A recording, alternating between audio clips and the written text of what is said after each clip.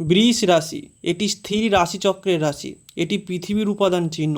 এই রাশির প্রতীক ষাঁড় অর্থাৎ বৃষ।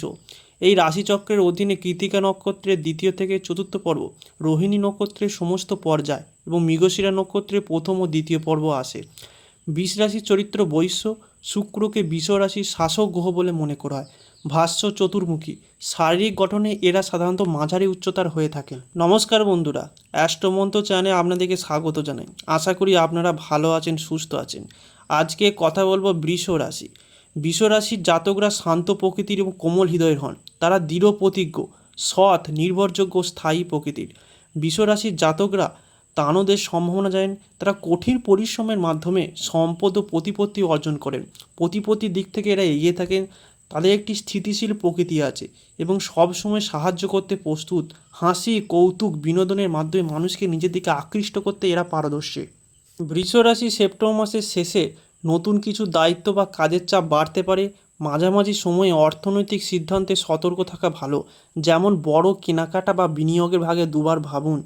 পুরনো ভুল বোঝাবুঝি মেটানোর সুযোগ আসতে পারে। সঙ্গীর সঙ্গে সময় কাটানো এবং খোলাখুলি কথা বললে সম্পর্ক দৃঢ় হবে। অতিরিক্ত ব্যস্ততার কারণে ক্লান্তি বা স্ট্রেস হতে পারে, তাই বিশ্রাম, সুষম খাবার, পর্যাপ্ত ঘুম গুরুত্বপূর্ণ। ধ্যান, যোগ, হাঁটার মতো হালকা শরীরচর্চা মানসিক চাপ কমাতে সাহায্য করবে।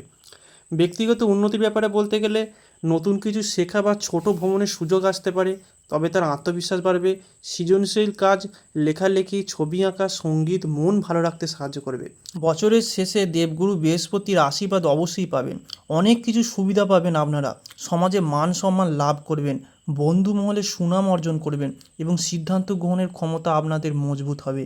কাজকর্ম সিদ্ধান্তে অটুট থাকবেন। সিদ্ধান্ত স্থির থেকে যে কোনো কাজে এগিয়ে যেতে সক্ষম হবেন।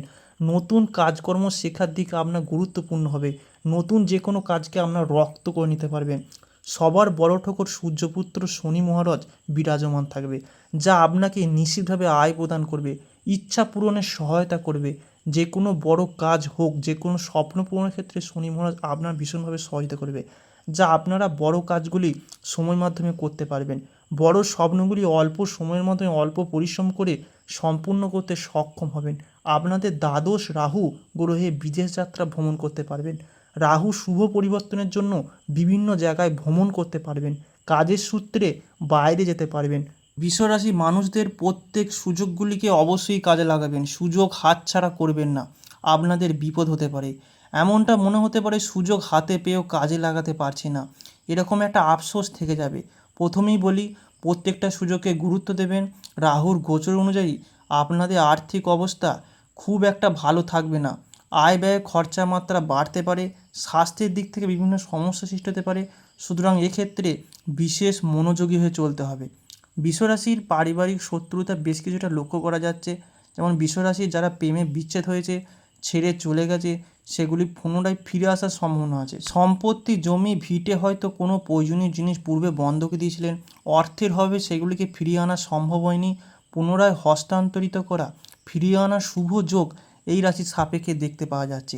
এছাড়া ভুল বুঝাবুঝি, আপনারা হয়তো ভুল বুঝে চলে গেছে, নিজের মধ্যে বোঝাপড়া, তালমিলের অভাব, মিল অমিল লেগেই আছে।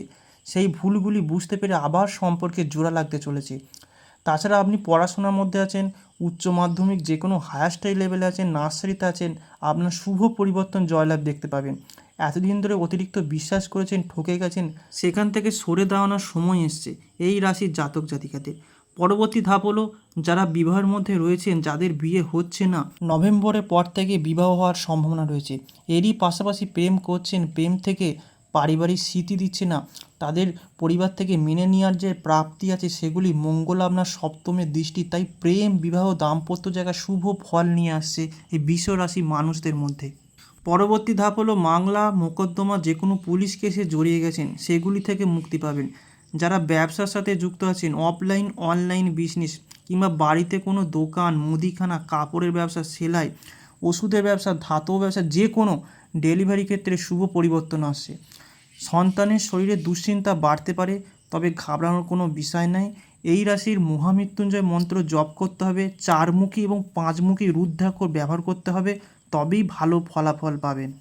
শুক্র পঞ্চম ঘরে থাকায় সৃজনশীল কাজে উন্নতি হবে। 2025 সালে শনির সাড়ে সাথেই কর্মক্ষেত্রে নতুন সুযোগ চ্যালেঞ্জ আসতে পারে।